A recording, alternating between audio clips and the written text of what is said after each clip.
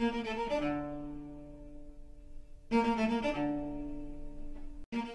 mother was a Hebrew school principal till she retired just a few years ago, and she came from a family of Hebrew educators. I came from, a small town in the deep south.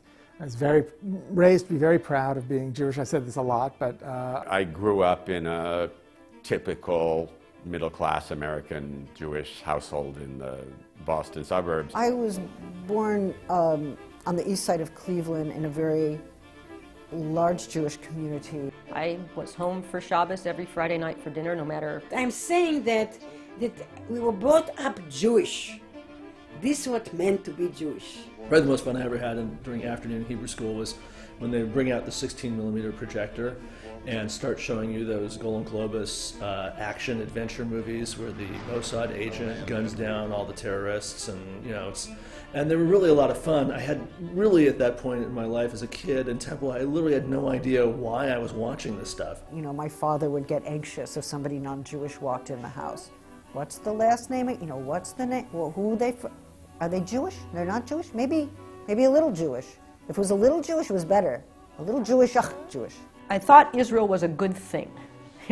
I thought that, sure, it was like other countries, and all countries do things that are not always noble. But I thought essentially it was a necessary refuge for Jews that was there primarily to do good in the world. I believed completely that that Israel was a small, valiant nation, overwhelmingly, facing overwhelming odds and so on. When I was growing up in a kind of ordinary Jewish suburban household, I sort of took for granted the Zionism that I got from everybody around me. We always knew that there is something unfair. You can react to the Holocaust by saying, never again will it happen to us. Or you can react by saying, never again should it happen to anyone. No matter what position you hold, what ideology you feel sustains your place in the world that you created for yourself, it's malleable. It can change. And the fact is, you're going to have to live with other people who don't share that with you anyhow. So, yeah, let's have some fun. It wasn't until I was 20 years old that I stayed up all night arguing with a man who also came from my same part of town, and he said that the state of Israel was not substantially different from apartheid South Africa. And my first response was to say, that's absolutely not true. And I was appalled, and I couldn't believe it because he came from the same place I did, and didn't know. In fact, we were both taught that the Nazi genocide against the Jews mandated the founding of the State of Israel as a sanctuary for the Jewish people. So if you started to call into question the mandate for the State of Israel, it seemed that you were insensitive to the plight of the Jews, that you underestimated anti-Semitism, that you didn't take seriously what the Nazis had actually done. But indeed, half of my grandmother's family was destroyed in that genocide, and I was schooled in it. I saw the pictures, I learned the history, and I learned the ideology that followed from it. So the idea that one might absolutely and unconditionally abhor the Nazi genocide and object to the basis of the founding of the State of Israel took a long time. It was as if to take that linkage apart was to cleave my own soul, was to literally come apart, to tear myself apart, to tear myself asunder. And I remember not being able to sleep and feeling rage, doubt, fear, and then kind of getting it. In 1982, when Israel invaded Lebanon, invaded Beirut, and then in the fall of '82, I think it was, the Sabra and Shatila massacre, and that really blew open my thinking in a big way. It was the first time I really recognized and thought about Israel as an aggressor and not just a defender. I was a little scared of what I was going to see when I went to Israel. And indeed, when I went to Israel finally, it was even worse than I had been afraid it would be. I mean, I stood up and looked at the wall, and I saw, it reminded me of the Warsaw Ghetto, and I stood outside a barbed wire gate watching a line of Palestinian farmers sort of wait in the rain for the Jeep that would open the gate, which it did only once a day. It doesn't rain every day, but it's humiliation every day. Going into Beirut, I mean, going into civilian populations, you know, bombing a city, reading about that just was so incredibly upsetting. It's actually a Jewish obligation to criticize state violence. We had to come out and say to the official Jewish organizations and to the right-wing lobbies like AIPAC, we had to say, wait a minute, you guys don't speak for all American Jews. I'm a Jew, but I don't support I don't support what happened in Gaza. I don't believe that any war that results in a 1,300-to-1 kill ratio can conceivably be anything other than, you know, a criminal event. And I won't, something's terribly wrong here, and Israel has much to account for in this.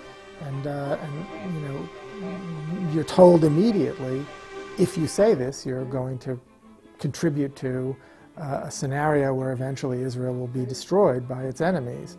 And this is bullshit, and you have to believe that it's bullshit. The way the wall was built was clearly a mode not just of stealing extra land, but also of getting control over the water supply.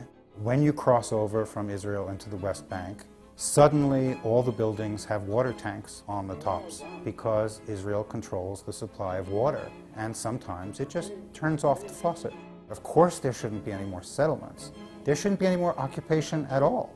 Israel is not a better, happier place today for the building of the security wall. I believe that as Jews in Israel, we hurt our own reputation because what I thought we were, Israelis aren't. There is a distinction. The Israelis are Jewish. All Jews may not support Israel. I think what really puts the Jews in jeopardy is the continuation of the occupation and the continuation of a regime that is a colonial settler regime and that has an internal racial stratification that it enforces by law, and an occupation that is illegal under any conceivable international law. I don't think that in the modern world you can live on the gun all your lives. It's gone so far afield now, I don't know how. We've made decisions not to visit the country because it would be so uncomfortable. I want nothing to do with that country, forgive me. I love it. I was born there. The skies, and the streets, and the museums, and the theater was all in my blood. But they don't allow 5 million people to be human beings. It's been 43 years that all the inhabitants of the West Bank have been treated like colonial powers used to treat the colonized peoples in the Third World. And I went and I saw, and that is what it looks like, because that is what it is. You cannot base a state on the rights of some refugees at the same time that you produce, that time, 1948, 750,000 refugees who have now multiplied into 3 million. It's not okay.